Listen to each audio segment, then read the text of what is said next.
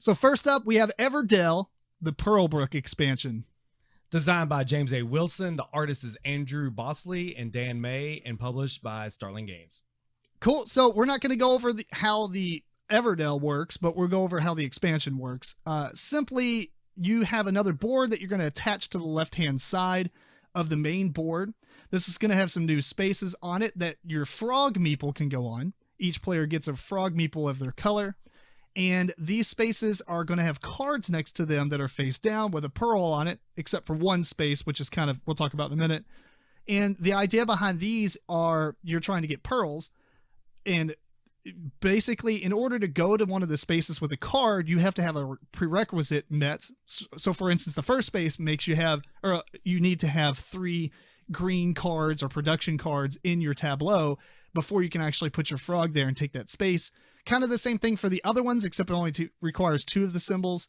And I don't think it has one for purple, but it doesn't really matter. That's kind of moot point. But when you go there and you're the first to go there, you unlock that space essentially. You get the free pearl for being the first there, and you flip the card over.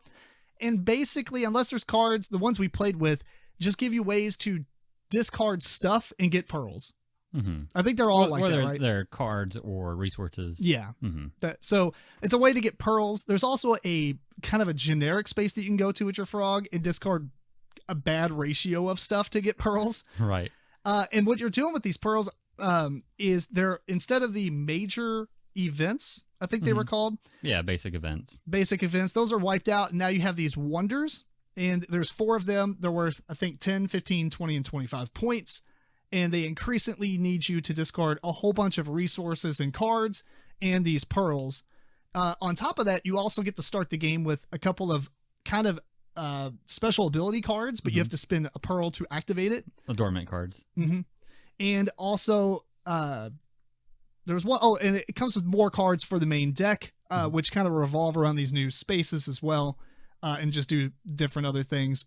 Cosmetically, the game also comes with these standees, because in the base game, you can't really tell when an opponent has a card that you can put a meeple on. You don't know if it's open or closed or whatever. They come with these huge standees that you place there. It's like open for business. And so tremendous. Ironically, we didn't get to use any of those. No, we last were game. never open for business. Right. So anything else that I'm missing that it has? Adornments, did you mention? Yeah, we said the adornments. I just called them like special cards you start with that you can activate with a pearl. There's 4 new sets of workers. I'm not sure if you mentioned that or not. There was like lizards and otters and raven, bird, and I think a platypus. There's 4 types of workers that you that are added. Yeah, just for fun. They don't have a special power. They're just other colors you can be. Other colors, but not an additional player or anything. So no, it doesn't increase the player count of the game, but it just gives you a different, faction to play. Or whatever. All right, well, let's talk about it. Matt, did you check out the expansion at all? Yes. I know you played the base game. Yeah. So I looked it up. Cool. If anybody wants to know what we thought about it, episode 66 is when we Eric, talked about the base game. He's got it down. So episode 66, if you want to check out the original thing. So yeah. All right. Let's start with Eric, since you got some research here. All right. No, I overall I liked it. I don't think this as an expansion is something that I need to play with every time, but it does change it up. Of course, if you've played it quite a few times, it does add other things to it. So you have this little frog ambassador. His only thing that he can do is interact with the sideboard to get you pearls. And it's something that you want to do because these wonders that you can get that are replaces those basic events spots on the board, on the main board. They're worth quite a bit of points, although I don't feel that's originally looking at the point values for them. You get the bigger ones, you get 20 or 25 points. You're like, oh, I have to get that. But in our playthrough, I got like the 25.1. I think George had or 20.1. Yeah. 20.1. He's like, don't steal my glory. Someone else got a 5.1. I think 10. 10's point. lowest. Right. But our point values were still pretty similar, even though I got a much bigger one. You are kind of sacrificing maybe a little bit more what you can do in your tableau in order to do so. Yes. But are you though? Yes, because it's really expensive. I don't know. I mean, I still had all the cards I was trying to build anyway. Yes, you could probably get the same amount of cards, but you're not maybe getting as big cards. Absolutely. That's because I burned them all. Right. I burned both the castles. Right. I think the queen was the only one I didn't burn, and I built it. Yeah. Or I didn't build her, but yeah, I brought her to my city. Mm-hmm. I think it does give you more things to think about because, as Eric's saying, sometimes you have to make that choice. Do I save these things so that I can go for that item before for that wonder before somebody else gets it? Or do I buy this card that can really help me because it's such a good card? Right. Sometimes you have to make those choices. And that's also, you can do it earlier on in the game, hopefully, and it's going to help you a little bit longer than, closer to the end of the game, being able to get a wonder, which is just a big point surplus at the end of the game, but it's not going to really help you throughout the game. Yeah. For me, I think mathematically, sure, it works as far as like what the points and stuff. Mm-hmm. I'm not usually I'm not a fan of games that have like a major goal that you kind of need to look forward to. Like what I'm trying to say is, I guess if you're experienced in the game, you probably don't have to worry about it as much. But I do think it's like this glowing, like this is the goal of the game. Right. And I usually don't like games that point out a goal or overall arcing strategy for the game. I like the original Everdell without the wonders specifically, just because I can kind of do what I want and kind of reorganize things based on that. And I have to be like, oh, I really need to get this because everybody's grabbing them or whatever. Right. But that's kind of what I'm talking about. Yeah. And initially going through and playing first time, you kind of feel that I do need to really save up and get one of these big wonders. But I don't think it's going to be like that every time. You could play a game and be like, I'm not going to do the wonders, but I'm going to use these pearls because you need them. They are, you use them to facilitate some of these new cards that are put into the base game or base game deck. So that's still going to be helpful for you. They are worth a little bit of points. They're worth 2 points each. Yeah. Much better spent throughout the game, though. Yeah. And then, like I said, you start off with 2 adornment cards at the beginning of the game. And to get those out onto the table, they give you a one-time kind of effect right away when you play them, but they also give you points at the end of the game for X, Yes. Yeah. So you kind of want those out as well. They sort of lead you down a strategy. Right. I guess. Mine didn't really have a strategy. No, I'll give you some kind of, 1 point for every production card. Mine was 1 straight point points. for every critter or something. No, mine was literally 3 points. Oh, okay. And the ability was you activate like your green buildings again. Mm-hmm. Something like that. Or 2 of them. It was really good. Yeah. But I mean, Right. it's a single use. And it wasn't any kind of, I wasn't trying to like make some kind of long-term strategy out of it, but it was an awesome boost when it happened. Mm-hmm. Yeah. So there were dormant cards that kind of give you like a light strategy to kind of to get the most out of it when you activate it, I guess. Mm-hmm. Yeah. But Counterpoint to what you said, Tim, I went for that largest wonder and got it and felt like I won the game. So it didn't matter that I really didn't win the game. Yeah. But your score was higher than mine in the end. mine was? Yeah. Well, I mean, that's what I'm saying. Mathematically, it might work out, but feeling wise, I don't like having did feel that. like I won.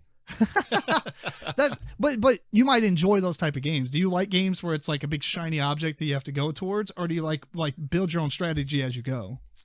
I could go either way, but in that particular case, I knew I wasn't going to win, so I wanted to do something big. Oh, I mean, that's fair. That's fair. So I liked everything about it. I'm not even saying I hated that part. I just like the original game without it. I would have liked cooler basic events, I guess, or more like event style things, or like first come achievement style things. Well, they already have those as those other special events. Well, no, I get that, but I mean like different ones. Those are like go find these 2 specific cards. Right. It would have been cool, like be the first to have 6 green buildings in your thing, or be the first to acquire like 6 of a resource or something.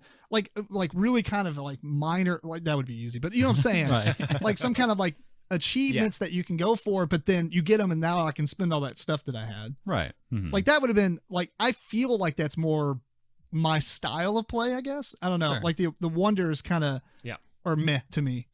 I don't know why you can't play with the original basic events where you have to have 4 green buildings and put you spend a worker there. And just keep them there as well. Why not just keep them there? I mean, I'm sure you could. Well, I'm going to. Yeah. Yeah, I don't know why they. I don't know. Oh, Why do you know cover what? 'em up? It is worth noting that some of the new forest cards were awesome because it solves that house rule that you implemented the first time, where like the card churn. That was what I was going to say Well, about the expansion. The entire expansion does that. Yes. All of Yeah. those frogs have to discard cards. Mhm. So many of the expansion cards let you get more cards and spend more cards. Right. It so just- it churns solves the that deck, more. Entirely. Yeah, that was fantastic. The pirate ship is fantastic. The pirate ship allows you to like sail it into another person's domain, like their pet tableau. Right. Not only does it clog up their stuff. But you get a bonus based on how many pearls they had. Right. And what was the pirate that came with it? The pirate dude that you build for free from the pirate ship? Oh, I don't know. What- I kept on meaning to get him. I looked for him, but he never came out. There's one, I think it's him, but there's one guy in there that allows you to gamble and you flip over Yes. the top cards of the deck. He's a platypus pirate. Oh. Platypus pirate. Yeah, and you flip over like 4 cards, I believe, and if the total cost value of the gold, Oh. what is it? Mm-hmm. Yeah, the cost The is gold, over 7. Yeah, it's over 7. It's the victory points. Yeah. If they're over 7, then you get like a bonus. Oh, dude, I didn't care. I was like, I'm doing this. This is awesome. You and I both did it, and we never got it. We failed, but so I don't know. There's a lot of cool stuff to it. Mm-hmm. Like, is it a must have? I don't know. Like, For the card churn, I really oh think yeah, so. that's true. Mhm. Yeah, I would probably add it even though I wasn't a huge fan of the wonders. I don't think they're crap. I don't think they ruin the game. Mhm. It's just not my out like what I looked for in the style of game that it was. Yeah. Or that style of game, I liked what it was before. But I can get over it with how much good stuff that the expansion adds. Yeah, and you can ignore them. You don't have to do them. That's true. Well, Yeah. yeah. I mean, I do kind of agree on that, though. Because, like I said, you are saving up all these resources in order to buy it at the end. That is just going to give you X amount of points. Whereas if you've been using those resources, mid-game, that's going to give you more points, hopefully, throughout the game. True, but I Yeah. wonder if the ratio of points is better though, because to get to 25 one, I think it's like 3 of each resource, like Yeah. 3 sticks, 3 stones, 3 berries, Yeah, it's massive. Yeah, 3 pearls and 3 pearls, X amount of cards as well. like 3 cards. I Okay. think it's 3 of everything. Yeah, I think so too. Yeah, but what I'm saying is, if you convert that into Just point wise. point wise through other Mhm. cards, because you got to remember you have to replace cards to make up for that, because we did have full tableaus. So I'm wondering if it's efficient to get them. It sounds like it is, obviously. Oh, I mean, I did get them, but Same here. but yeah, It's don't- nice. It gives you something else to do with all your resources as well. Mm. Because once you have filled up your city, you're done unless you have something else to do. Right. Yeah. So there's something else that it adds to the game, I feel. Mhm. Did anybody look online, see what other people? I never really watched any reviews on this one. Matt, No, did you? I didn't watch reviews. I watched how it's played and what's not. But Yeah, yeah. As far as what are you asking? Like, like people's comments and stuff. I don't know if anybody was talking about, I don't, it has an what they 8.0 liked. on it has a what? BGG 8.0. That's Yeah, high. right. Well, that's pretty fair. high. So it looks like the majority of people are favorable. It does to have yeah. 480 ratings, so yeah, it's doing good as an expansion. Yeah. I do wish we would have gotten the big closed signs out there. We for some reason didn't build any of those cards. Yeah. Just the way it happened. I think that's super helpful because when you have a game like that with tableaus and you're supposed to Yeah. be reading something across the table, and Right, and a lot of times to have you a forget big too. sign that says, Mhm. "Oh, hey, here's a place. Here's a thing." That you Yeah, can do. what's your building do? Yeah. Right. So that's very helpful. I think I like how they did that. Yeah. For me, this game is in my top 5 board games of all time. Mm-hmm. And the question was, did the expansion add to that experience or did it take away? Mm-hmm. And I think for so many reasons, it adds to it. I agree. The signs are one. The card churn is one, even though I Mhm. already had that solved with house rules. Right. More animals. More animals. Right. More animals are fantastic. All the characters, all the new art and the cards are just great. Oh yeah, the art's it's just as good as the base game art. So they did keep all that up. Those pearls are really really nice as well. Are they squishy? Yes, they're not shiny. very. Oh, so they're like They're glass like- or something, or They're like pearls. Yeah. but the bottom is flat. They Right. didn't make that mistake with the sticks again. Oh, Yeah. good. Right. And the adornment cards give you something else to do, just like going after the wonders. Mhm. The frog gives you another point of tension as far as when do I do it? Because, I need to do this thing, but maybe Eric's going to put his frog out, and then I have to wait a whole nother round until he Right. collects his stuff. Exactly. Mhm. Yeah. His giant frog meeple. Yeah, they are too big. They're Yeah. too big. And in those Goliath. places, you do want. Well, my strategy anyway was every turn, or not turn, but every round of the game, I did want to get my frog out there to Yes. get a pro at least. Yep. Yeah. So And maybe you're not going to get one. You have to go for that kind of crappy way to get a pearl. right, yeah, But you can and still pay get too one. much, right? But Yeah. that's always open. So what did you think about the component quality? The different Oh. component quality. I mean, Yeah, there's a top couple notch, of yeah. issues. I mean, we had a broken Oh, piece. I don't think that's right. really considerable though. My bird had a broken Bird. foot. He's Aw. gimp. Yeah. I don't like how the birds were very similar blue in comparison to the They should've- turtles. Oh, I guess Yeah. they couldn't have made them black. We Yes, the They should birds have been should have ravens. been black. Right. Yeah. The mice are already black is the problem. yeah, Are they they should have really? made them Oh, gray. okay. The rats, I guess. is Yeah. what they Make are. the gray rats, black ravens. Mhm. Yeah, but they're going to add so many more animals with the next two expansions as well that some of these colors are going to be similar just because there's Are they going to have Yeah, unique a lot player of colors. powers based on the? I I mean, would that's like that is literally a missed opportunity, It or is, an opportunity they just didn't care to make. I mean, I feel like they are, but I can't remember exactly. that's fair. Mhm. They really that, need that would to. be really nice. Yes. Yeah. Yes, I think they will. Now, What- I think with a new expansion coming out, they are adding mounts. Yes, with Yeah. saddles. Oh yeah. Oh, you With can put your saddles. little guys in. Yeah, that you actually ride around and so you go travel in these other lands.